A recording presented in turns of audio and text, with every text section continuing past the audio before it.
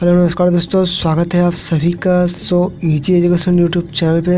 दोस्तों आज मैं तैमूर लंग का इतिहास लेकर आया हूँ कि तैमूर लंग कौन थे, तैमूर लंग द्वारा भारत पर आक्रमण का कारण क्या था और उसका प्रभाव भारत पर क्या क्या पड़ा। दोस्तों मैं हूं हीरा गुप्ता और स्वागत करता हूं आप सभी का इजी एजुकेशन यूट्यूब चैनल पे। तैमूर का जन्म 1336 ईस्वी समरकंद के निकट कैच नामक स्थान में हुआ। उसका पिता अमीर तुगाई था और बचपन में ही उसे सैनिक की शिक्षा दी गई थी। वहीं एक युद्ध में लड़ाई के दौरान पैरों में चोट लगा और वह लंगड़ा हो गया, जिसके कारण उसका नाम तैमूर लंग पड़ा। 33 वर्ष की आयु में वह अपने कबीले का सरदार चुना गया। उसने मध्य एशिया के अनेक स्थानों पर आक्रमण किया और अपना अधिकार स्थापित किया। उसने ईरान, मेसोपोटामिया, तुर्किस्तान, अफगानिस्तान आदि प्रदेश को भी जीता। तैमूर का आक्रमण तुगलक वंश के लिए विनाशकारी साबित हुआ था।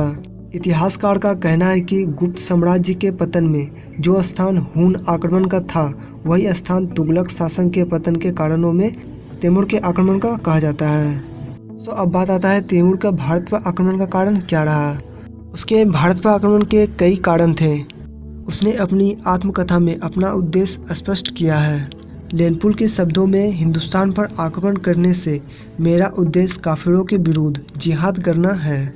ये उसने अपनी आत्मकथा में स्पष्ट रूप से कहा है।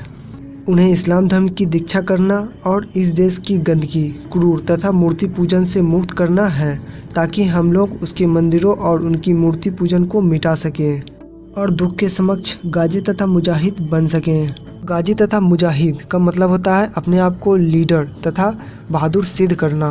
गाजी का उपाधि प्राप्त करना उसके आक्रमण का पहला कारण था। इस प्रकार यह उसका धार्मिक उद्देश्य था। नंबर 2, वह सिकंदर की तरह महान बनना चाहता था। उसकी इच्छा विश्व विजय की थी। नंबर 3, डॉक्टर आशीर्वादी लाल के अनुसार भारत का अतुल्य धन संपत्ति भी उसके आक्रमण का उद्देश्य था। नंबर 4, उस समय की भारत की राजनीतिक दशा भी इसके आक्रमण का कारण बना। भारत की राजनीति की दशा बिल्कुल सही नहीं थी। आपस में ही सभी लड़ाई कर रहे थे। इस समय भारत पर महमूद नसीरुद्दीन शासन कर रहा था और वह एक अयोग्य शासक था, यानी योग्य शासक नहीं था, जिसके कारण भारत की राजनीति बिल्कुल गड़बड़ा चुकी थी। जिसके कारण तैमूर लंग को एक मौका मिल गया भारत पर आक्रमण करने का। प्रोफेसर मार्शल के अनुसार तैमूर ने 1000 घुड़सवारों के दल बनवाए और उसे लेकर भारत की ओर बढ़ा। उस समय दिल्ली सल्तनत की दशा बिल्कुल सही नहीं थी, जिस कारण तैमूर लंग ने इस मौके का फायदा उठाना चाहा। नंबर 5, तैमूर का आक्रमण का तत्काल कारण उसके पोते पीर मोहम्मद का काबुल का गवर्नर होना भी कहा जाता है। पीर मोहम्मद का मुल्तान के शासक के साथ संघर्ष हो रहा था, अतः पीर मोहम्मद ने उस पर आक्रमण कर दिया, जिसके सपोर्ट में तैमूर को आना था। 6, तैमूर की सैनिक शक्ति अपार थी। वह उसका कहीं न कहीं प्रयोग करना चाहता था। भारत पर आक्रमण, पीर मोहम्मद ने मुल्तान पर आक्रमण किया। सन 1398 ईस्वी में तैमूर लंग ने भी 92,000 घुड़सवारों के साथ सिंधु पार किया और लाहौर पर हमला कर दिया। लाहौर के शासक कौन था? तो ये था मुबारक शाह। तो उसे हराकर दिल्ली की ओर बढ़ा। यहाँ पर पीर मोहम्मद और तैमूर की सेना दोनों मिल गई। चिनाव को पार कर वह तुलुम्बा नामक नगर में पहुंचा और वहां के रहने वाले लोगों से 2 लाख रुपए की मांग की और लूटमार मचाया। इस प्रकार लूटमार करता हुआ वह आगे बढ़ा। सीधी वह दीपापुर पहुंचा।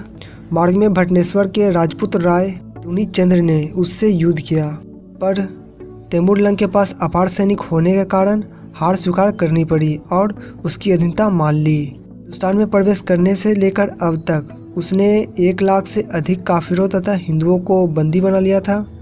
वह सरस्वती, फतेहाबाद और कैथल को लूटता हुआ पानीपत की तरफ बढ़ा। उसने दिल्ली को जीतने की योजना बनाई कि किस तरह से दिल्ली को जीता जाए। इसी समय जहान शाह और सुलेमान शाह ने राय दी कि 1 लाख हिंदुओं जो कैदी है उसकी कत्ल कर दी जाए, क्योंकि कैदी को सम्मान के साथ पीछे नहीं छोड़ा जा सकता है। उन्हें मुक्त करना युद्ध के नियमों के सर्वथा विरुद्ध होगा और उसने आज्ञा दे दी। वास्तव में उन्हें तलवार के धार उतार देने के अलावा और कोई चारा नहीं था। दिल्ली पर जल्द ही तैमूर का आक्रमण हो गया। मोहम्मद नासिरुद्दीन दिल्ली से भाग गया। कई दिनों तक खून की होली खेली जाती रही। अनेक इमारतें नष्ट हो गई। दिल्ली नगर उजड़ गया और लाशें सड़ने लगी। यह लगभग 15 दिनों तक चलता रहा। अब वह मेरठ की ओर बढ़ा।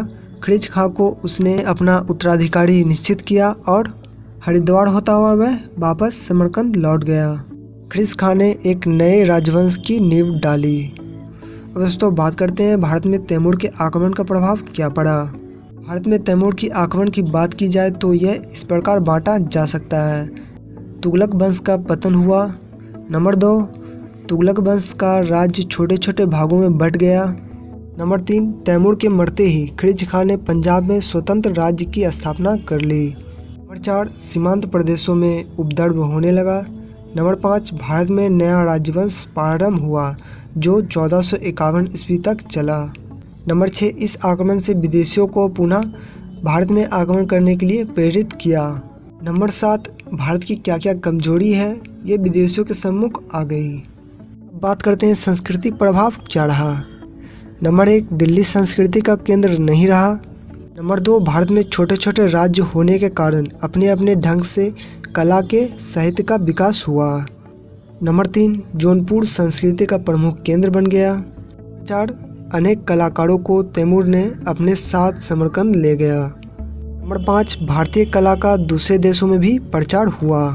नंबर 6, भारत की अनेक कलाकृतियाँ तैमूर के आक्रमण से नष्ट हो गए। नंबर 7, भारतीय चित्रकला का एशिया की चित्रकला पर बड़ा प्रभाव पड़ा। नंबर 8, एक दूसरे के प्रति संस्कृति आदान प्रदान हुआ। आर्थिक प्रभाव की बात किया जाए तो इस प्रकार है। नंबर 1, तैमूर के आक्रमण ने भारत के आर्थिक ढांचे को पूरी तरह झकझोर दिया। नंबर 2, भारत की अतुल्य धन संपत्ति मध्य एशिया पहुंच गई। नंबर 3, भारत में खाने की एक दाना नहीं बचा जिसके कारण महामारियां उत्पन्न हुई जिसमें कई लाख लोग भूख के कारण मारा गया। नंबर 4, अच्छी बात यह हुई कि व्यापारिक मार्गों की जानकारी बढ़ी और व्यापारी भारत व्यापार करने आने लगे। सामाजिक प्रभाव क्या पड़ा। नंबर 1, हिंदुओं में बाल विवाह को प्रोत्साहन मिला। नंबर 2, एक बार पुनः भारतीय सामाजिक व्यवस्था अस्त व्यस्त हो गया। नंबर 3, जाति प्रथा और जटिल हो गई। इस प्रकार तैमूर लंग का आक्रमण बड़ा विनाशकारी सिद्ध हुआ भारत के लिए। दोस्तों हम ये कह सकते हैं कि तैमूर लंग का आक्रमण भारत के लिए बहुत ही विनाशकारी साबित हुआ। दोस्तों ये था कुछ इतिहास तैमूर लंग का। आई होप आपको वीडियो पसंद आया होगा। दोस्तों आपको तैमूर लंग का इतिहास कैसा लगा आप हमें कमेंट कर ज़रूर बताएं। दोस्तों वीडियो को लाइक, चैनल को सब्सक्राइब करना ना भूलें क्योंकि मैं इसी तरह का वीडियो लेकर आता रहता हूँ। तो चलिए आज के लिए इतना ही। जय हिंद, वंदे मातरम।